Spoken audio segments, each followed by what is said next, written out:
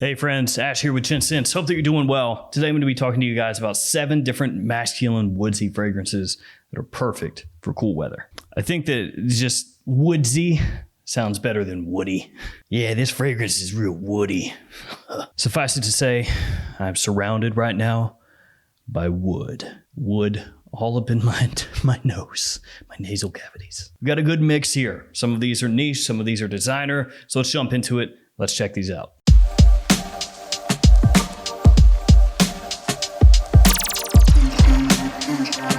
I don't know about you, but I love a good wood fragrance. So we're gonna kick things off with a favorite of mine. It's sort of a classic in a way.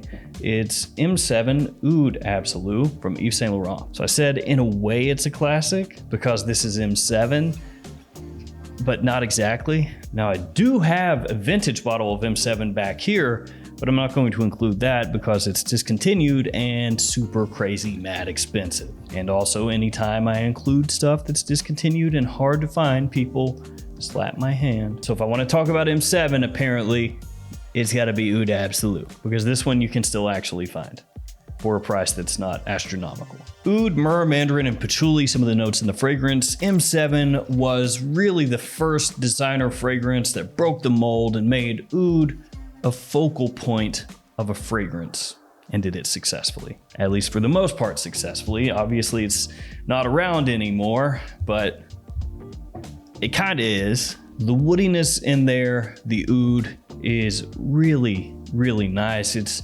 slightly dark, but with this touch of sweetness. It's got like a glazed kind of sweetness over that dark wood that works really well.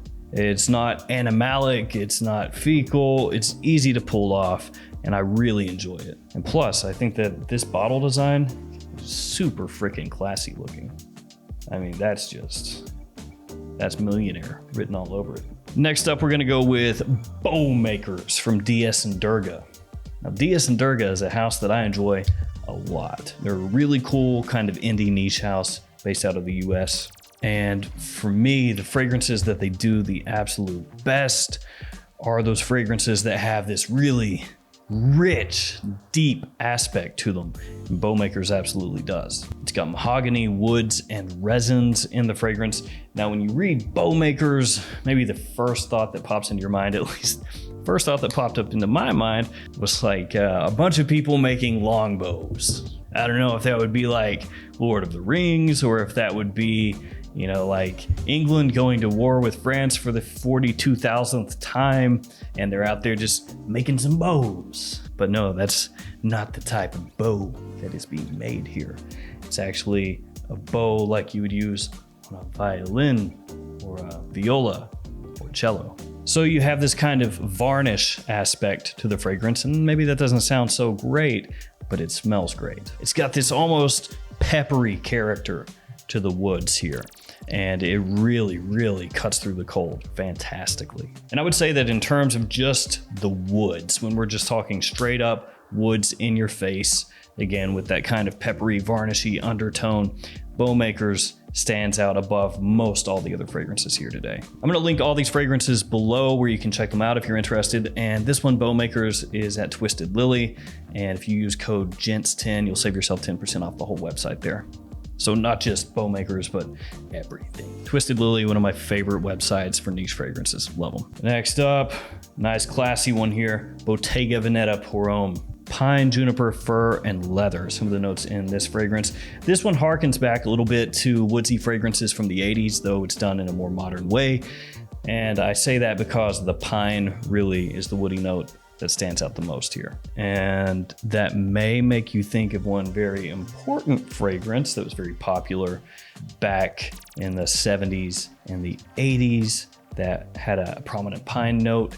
Maybe we'll talk about that in a second. So Bottega Veneta has this really classy woodiness to the scent. It's got leather underneath everything also, so you would think maybe it's kind of a heavy fragrance, but actually the juniper contrasts everything, gives it a bit of freshness too.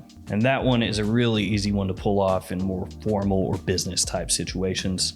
So Bottega Veneta, absolutely worth checking out. Now, up next, my absolute ugliest bottle in my entire collection of Amouage, because I got this years ago with no cap, and it just looks stanky, at least what I'm seeing. It is Epic Man.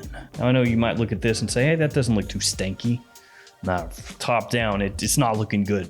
At some point, I somehow got a little leakage here around the collar. It doesn't look good, but the fragrance smells awesome. Oud, incense, myrrh, cedar, and spices. Some of the notes in this fragrance. So once again, you've got oud here, but it's, again, not funky. It's easy to pull off. It's just that dark woodiness. That bit of smoke from incense really helps meld together with the oud and soften the edges. Get a little bit of that sweetness from myrrh, a little bit of that, you know, that resinous sweetness, that balsamic feeling. It absolutely kills in the winter in a positive way. It does not actually kill. It just smells good. Epic Man, surprisingly, a little bit slept on nowadays. Well, I guess maybe not surprising. It's been out for a while, but doesn't really get that much of its due, I feel like. And I'm part of that. I don't talk about Epic Man a whole lot, but when you go back and smell it, you realize, oh yeah, that is great. That is a top-notch woody fragrance. I sprayed it right here and just, oh, it's good. Don't breathe in that deep. It's good. This following fragrance, absolute classic, modern classic. It is Terre d'Hermès from Hermès, and mine is kind of broken, but it's still good. I dropped the bottle. I've talked about this on the channel before, but I'll tell you, these bottles can take a licking and keep on ticking. This one I dropped from about 6 feet up onto concrete. It chipped the corner a little bit, and it messed up my little thing that's supposed to cover the atomizer. It just kind of freely falls down now. But that's it. Better that than busting the whole thing. Atomizer still works too. Vetiver, cedar, pepper, and orange. Some of the notes in this fragrance has kind of an earthy, spicy orange opening with that fantastic vetiver as the fragrance settles in. This stuff is class personified. Some people think of it more as a middle-aged and older fragrance, and it kind of is, but it still is just an absolute beast. Love this stuff. Now, if you are a younger guy, you could go with Terre d'Hermès Eau Très Fraîche, which scrubs away, you know, that earthiness, kind of cleans it up a little bit and makes it centered more on the citrus with a clean vetiver and a touch of aquatics. You could go that route. And that's also better suited for warm weather also, that fragrance. But if we're talking fall and winter, then I think Terre d'Hermès is the way to go. The original Eau de Toilette, or even the Pure Parfum version. But if we're just talking max versatility, the Eau de Toilette, just the original Terre d'Hermès. All right, now we're getting into a real classic, Polo Green from 1978. Pine, juniper, tobacco, oak moss, and a bit of leather. Some of the notes in this fragrance. And yes, this is the one I was referencing when I talked about Bottega Veneta. Now, Polo Green is the fragrance of countless people's fathers and grandfathers. I should know because my dad wore this. And even though it's been out for decades, it's been worn to death, and some people would say that it's overplayed, I think it still has this really kind of relaxing atmosphere to the fragrance when I smell it. It's got that nostalgic vibe. It's still inviting, definitely masculine, and has a certain richness to it. It definitely is a product of its time. So a lot of people that smell that nowadays, like I just mentioned, are gonna say,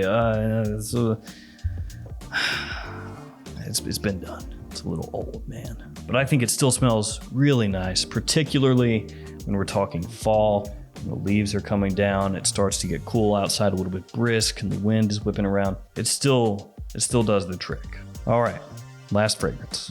Gonna be going with this one. You know, makes sense.